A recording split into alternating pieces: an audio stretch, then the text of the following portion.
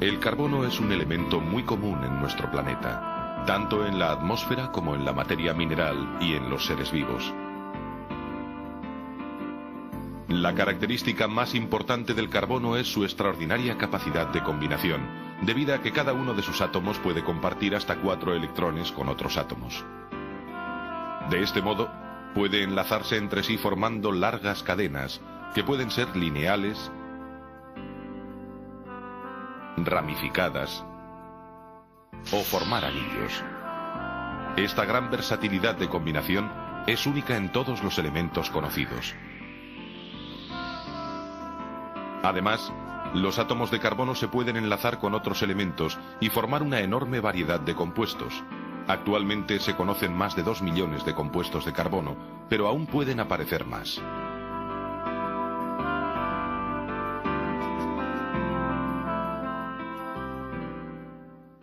El carbono en la naturaleza.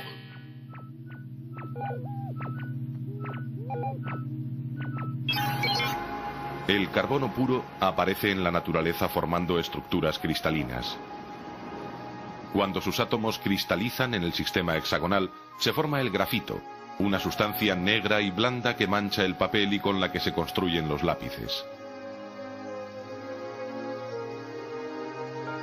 Pero cuando cristalizan en el sistema cúbico, los átomos de carbono forman una de las sustancias más fascinantes que ofrece la naturaleza, el diamante.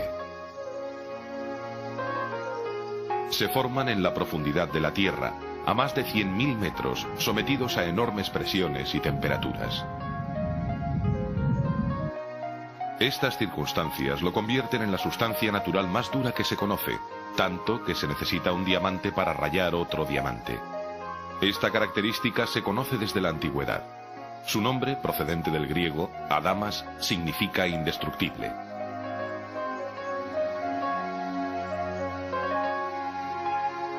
Pero la característica más fascinante del diamante es su extraordinaria belleza, una vez tallado. Por eso es una de las sustancias más caras que existen. El diamante tallado produce efectos de luz muy hermosos debido a su elevado índice de refracción. Al penetrar en la piedra tallada, los rayos de luz sufren un gran número de reflexiones y la luz queda muy dispersa.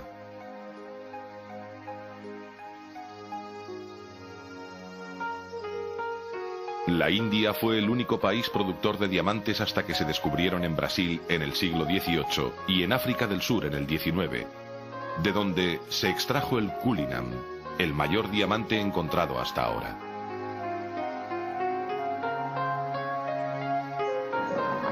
Perteneció al rey Eduardo VII de Inglaterra y una vez tallado se convirtió en varias piedras que ahora forman parte de las joyas de la corona británica.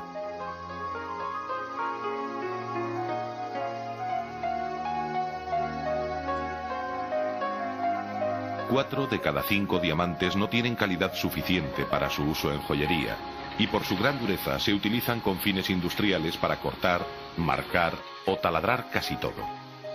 Se utilizan en la industria del automóvil, óptica, armamento, herramientas de precisión, etc.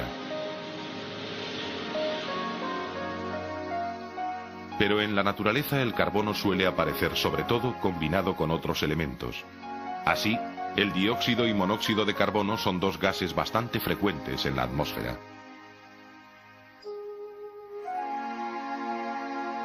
Otro compuesto de carbono que abunda es el carbonato cálcico, que forma parte de muchas rocas. Asimismo, conforma las estructuras duras de algunos animales como los corales. Alrededor de un 90% de los compuestos de carbono son compuestos orgánicos.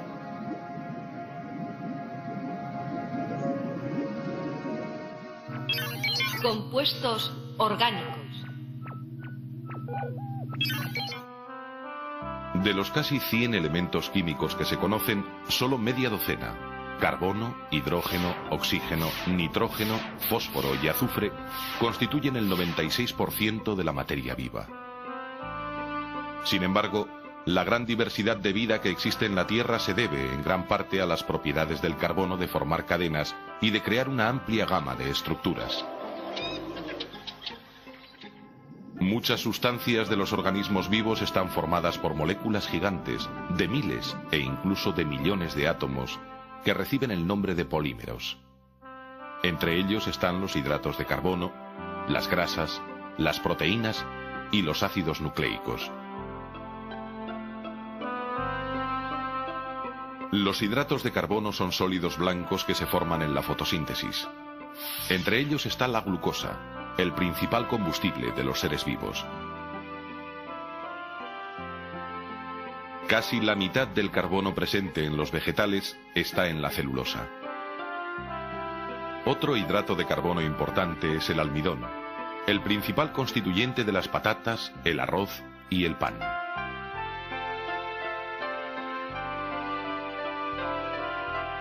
La quitina, el duro material del caparazón de los insectos y crustáceos, también es un hidrato de carbono.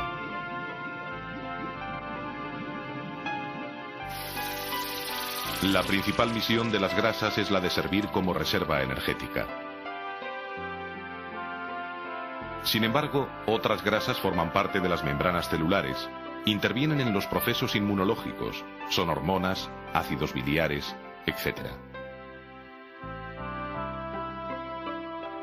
Las proteínas están formadas por una variedad de otras moléculas complejas más pequeñas, llamadas aminoácidos.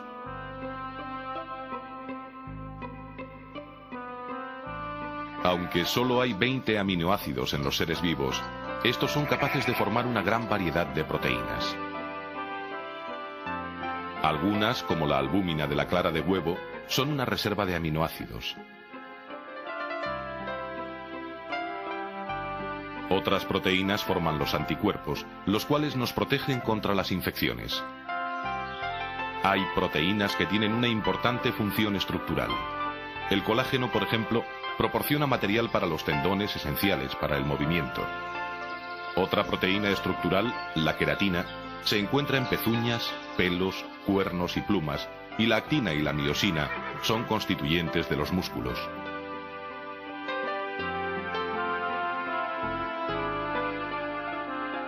Aún más complejos son los nucleótidos.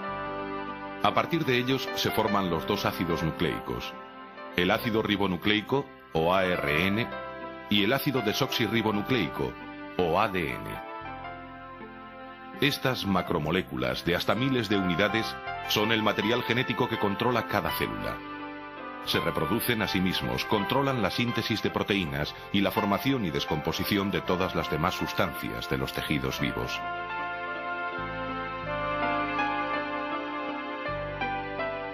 Todas las sustancias orgánicas derivan en último término del agua, del dióxido de carbono y del nitrógeno atmosférico. Las plantas verdes toman este dióxido de carbono que durante la fotosíntesis pasa a formar parte de los hidratos de carbono y grasas que ellas fabrican. Este carbono va pasando a través de la cadena trófica, pero vuelve a la naturaleza en la respiración, en los productos de desecho y en los cuerpos en descomposición.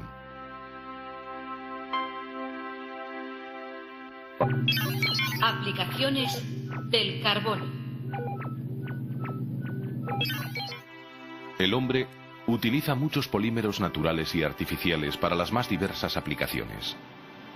Entre los polímeros naturales destaca el caucho, que se obtiene a partir del látex, una sustancia lechosa que se obtiene raspando las cortezas de algunos árboles tropicales, como la hevea.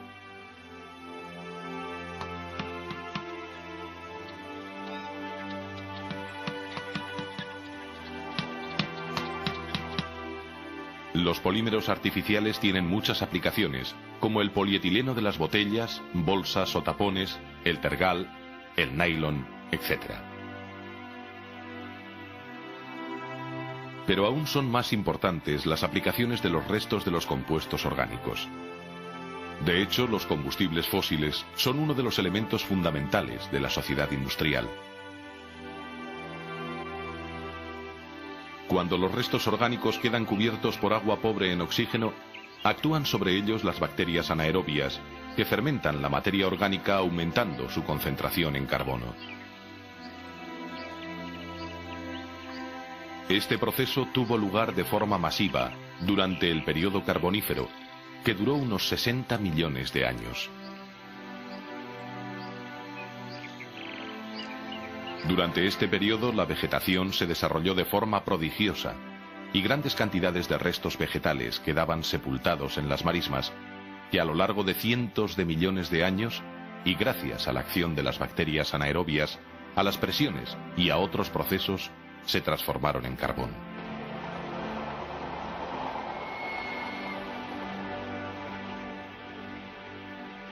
La turba es el carbón más reciente. Es una sustancia parduzca, esponjosa y muy ligera que contiene hasta un 60% de carbono.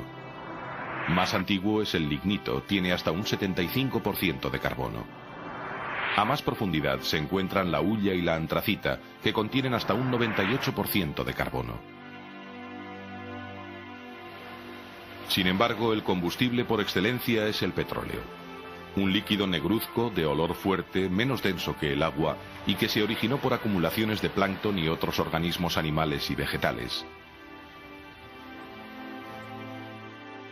A partir de él se obtienen combustibles como la gasolina y muchos otros productos como plásticos, tejidos sintéticos, etc.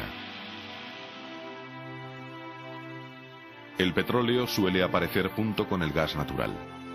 Este es una mezcla de hidrocarburos formados por carbono y se emplea también como combustible. La mayor parte de la energía utilizada por el hombre se obtiene a partir de los combustibles fósiles. Su combustión hace que el carbono vuelva a la atmósfera. Su abundancia nos hace olvidar a veces su enorme importancia. El carbono es el elemento básico de toda forma de vida y es absolutamente imprescindible en todas las facetas de nuestra existencia.